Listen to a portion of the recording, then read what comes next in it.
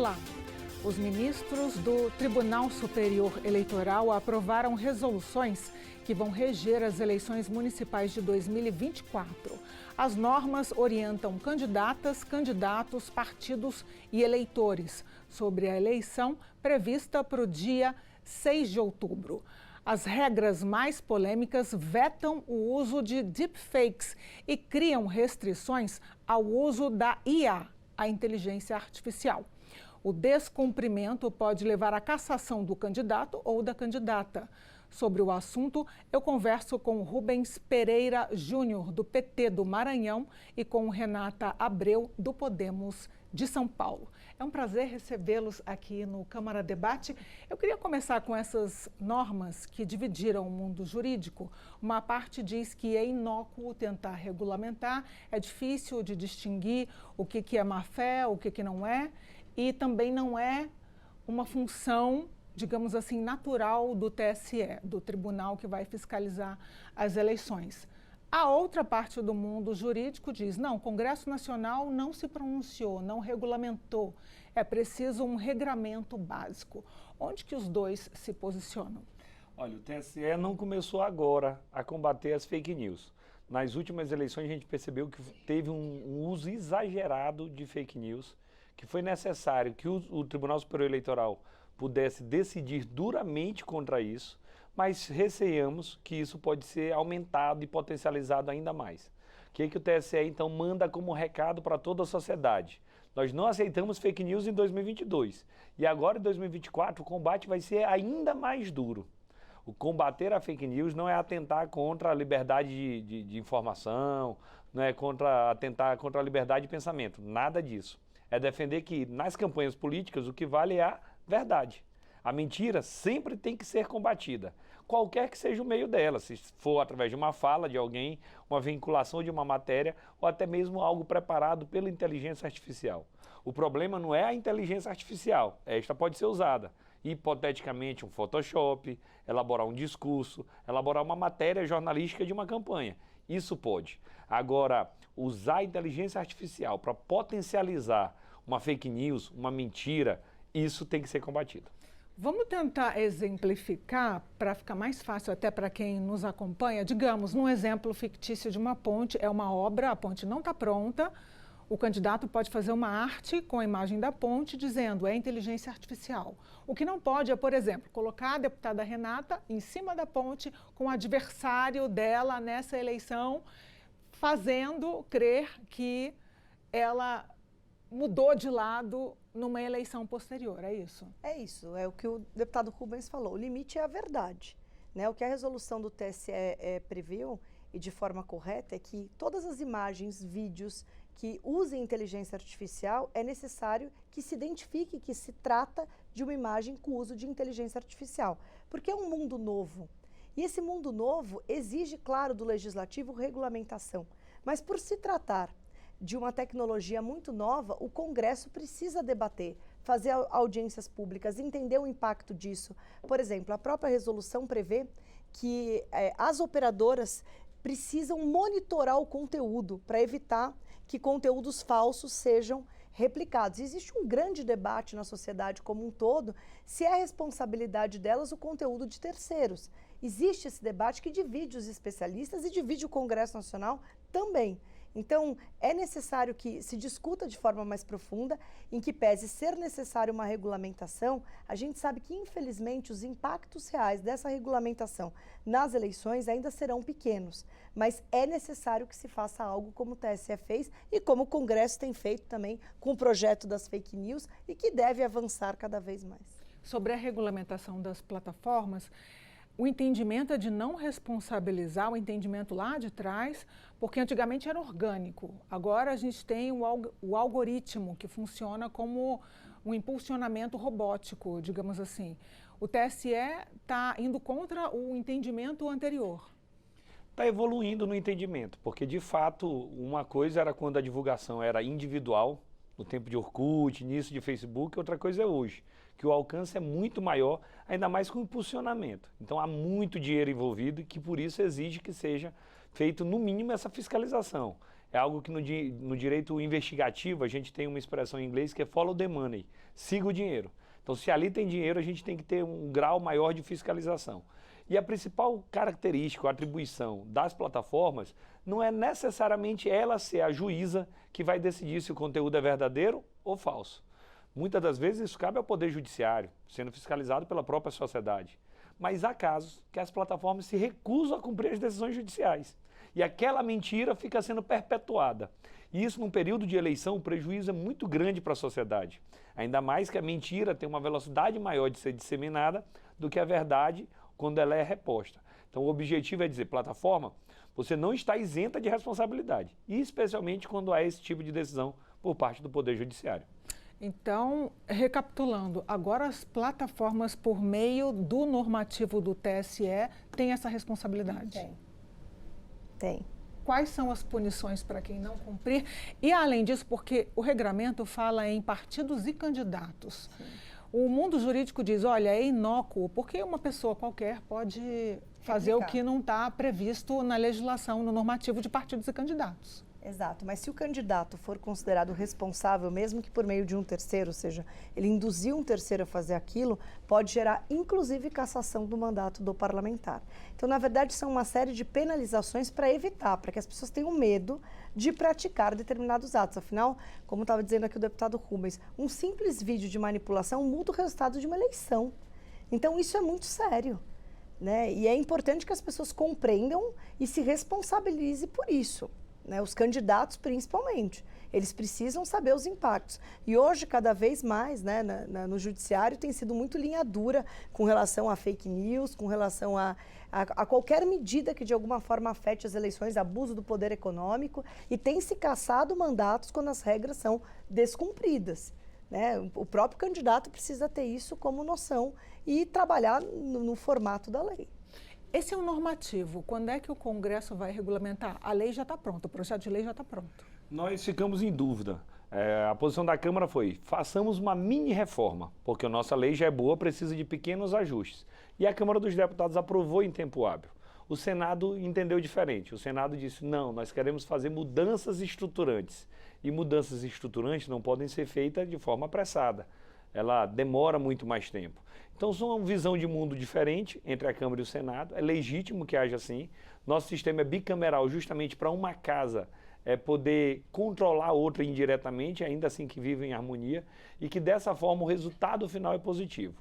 Há uma expectativa de que o Senado Federal aprove o Código Eleitoral, que está sendo reformulado, ele é dos anos 60, ainda nesse primeiro semestre. Não vale para a eleição desse ano, mas valerá para as eleições de 2026, que são as eleições gerais. Até lá, a gente não podia ficar sem norma, a gente não podia ter um vácuo normativo. O que o TSE fez? Repetiu as resoluções que já vinham no passado com alguns avanços, dando tempo para todo mundo ter conhecimento. Nós estamos debatendo isso, a imprensa tem acompanhado, os partidos políticos, os candidatos, a sociedade, porque um princípio que é muito importante em toda eleição é o da igualdade de oportunidades. O candidato tem que ter a mesma chance do outro, o eleitor tem que ter a sua vontade livre e soberana para decidir, por isso que a gente combate a mentira, porque a mentira vicia a vontade do eleitor, induz o eleitor ao erro, e o que nós queremos é fortalecer a nossa democracia. Vamos mudar um pouquinho de assunto e falar sobre as regras. A gente sabe que o TSE só age se provocado. Nós tivemos uma provocação em 2018 da bancada feminina que resultou no financiamento proporcional às candidaturas femininas. E agora houve outra provocação da bancada indígena que fez com que esse mesmo regramento valesse também para os indígenas. Qual é a opinião dos dois a respeito? Eu sou completamente favorável. Às vezes demora muito para ter uma mudança no Congresso Nacional, com tantos partidos, com tantas visões de mundo diferentes. Quem acabou o financiamento empresarial foi o Supremo Tribunal Federal. Poderia demorar ainda mais se a Câmara e o Senado tivessem que decidir. É lógico, eles erram também. Muitas das vezes eles se metem em questão de filiação partidária, em cláusula de desempenho, que são medidas erradas, que cabe mais à política.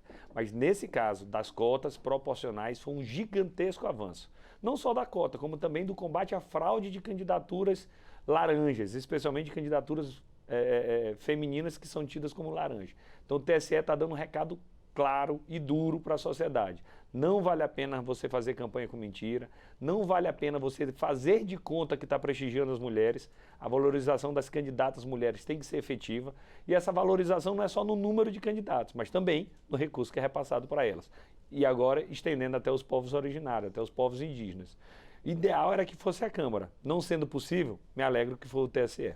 Aliás, eu nem mencionei aqui as candidaturas negras também, né? Que vale para mulheres, negros e indígenas. Inclusive, esse foi um artigo que eu coloquei quando fui relatora, né? Mas eu acho que isso é uma atribuição do Legislativo. Essas iniciativas do Judiciário complicam demais, até porque, por exemplo, agora está sendo discutido aqui, que eles chamam de PEC da anistia, que é com relação à cota de negros na reserva de recursos, mas não pela Câmara ser contrária. Mas para a gente aprovar uma lei eleitoral, você precisa da anualidade. Ali se faz muitas vezes uma resolução às vésperas da eleição, criando uma cota, e a implicação disso é complicadíssima para os partidos políticos, porque naturalmente você faz compromissos políticos na distribuição dos recursos baseado no que a lei prevê. Então, é muito temeroso você criar uma normativa nova, de uma cota nova, para se aplicar aos partidos para próximas eleições.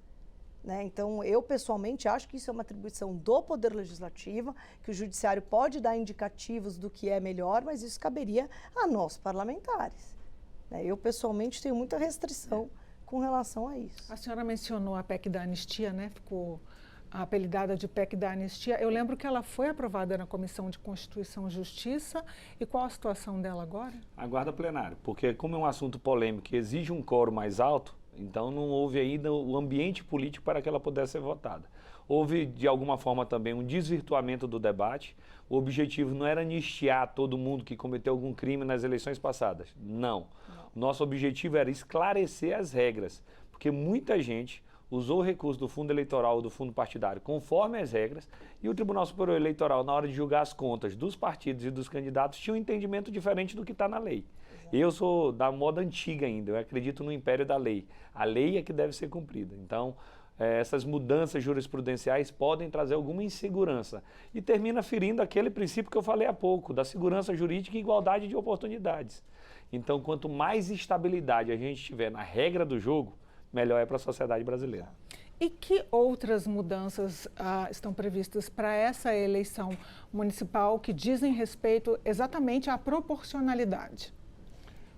Tem a questão que foi julgado agora, que é a questão da distribuição das sobras, né, que na terceira fase da distribuição se permite a distribuição das sobras para as maiores médias e não só restrito aos partidos que fizeram 80% e 20%, como aconteceu na última. Então, isso naturalmente amplia o rol daqueles que vão disputar, principalmente nas cidades menores, onde aconteceu o fato de ter esta chamada sobra da sobra, só para explicar, né, para as pessoas entenderem. Explica o 80 e 20 também. Isso, acho que é importante esclarecer, porque a gente tem visto como isso tem gerado confusão nos municípios. Na verdade, a regra atual é o seguinte: para um partido eleger, ele precisa fazer 100% do coeficiente e o candidato ter no mínimo 10% dos votos. Nas sobras, quem disputa as sobras? Os partidos que obtiverem até 80% mínimo com 20% de votação nominal do candidato. Essa é a regra das sobras, tá? Então, muito se diz que acabou os 80-20. Não acabou os 80-20. Os 80-20 prevalece como uma exigência mínima para a distribuição das sobras. O que é a chamada sobras das sobras, que foi o que o TSE julgou? É quando não tiver mais candidatos com mais de 10% num partido de 100, ou com mais de 20% num partido de 80%, ou seja, nenhum partido mais atinge as regras exigidas pela lei e mesmo assim sobra vaga. Para quem vai essas vagas? Nesta única hipótese, que é a exceção da exceção, vai para as maiores médias. Isso só aconteceu na última eleição nacional em exatos 4 estados, que são aqueles que têm menor número de cadeiras e afetaria 7 deputados. Então, é realmente uma exceção da exceção.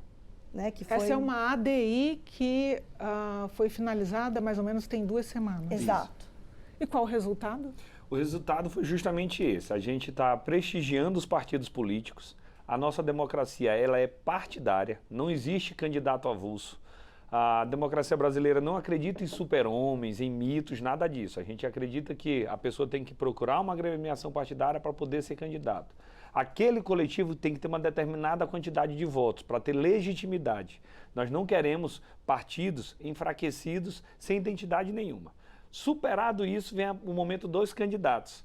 Nós também não queremos aquilo que era chamado anteriormente, inclusive de forma pejorativa, como efeito tiririca. Um candidato com muito voto, puxando alguns candidatos com poucos votos. Então o Supremo veio, acompanhando a decisão do Congresso Nacional, modulando esses efeitos, moderando. Olha, não é só partido, mas também não é só candidato. Vamos encontrando um meio termo, vamos encontrando uma média. E dessa forma ficou claro de que fortalecida fica a democracia dos partidos, partidária, que foi o caminho escolhido pela Constituição de 88, e também fica, de uma vez por todas, superada essa questão de candidatos com pouquíssimos votos eleitos. De fato, para ser eleito, precisa ter essa carga de legitimidade, que é só o voto que pode conferir ao candidato. Que ainda continua 10% na primeira etapa. Isso. A gente tem o quociente eleitoral, tem o quociente partidário, tem quem vai ocupar essas vagas, e para ocupar essas vagas precisa de pelo menos 10% daquele capital da federação. Perfeito. Exato. E isso, numa eleição nacional, como a deputada Renata falou, é bem mais fácil de ser cumprido. De 513 deputados, 7 recorreram a essa última das fases, portanto, pouco mais de 1,5%. Só que agora, em eleição municipal, nós não estamos falando de 50 mil candidatos. A previsão agora são 500 mil candidatos. É uma eleição que mexe com o Brasil inteiro, que muda a vida das pessoas.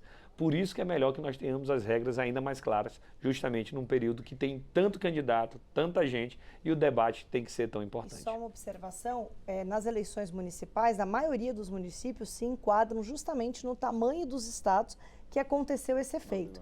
E seria muito prejudicial para a democracia se a regra que foi entendida pelo TSE na última eleição prevalecesse, porque muitos municípios teriam atualmente um partido eleito todos os vereadores.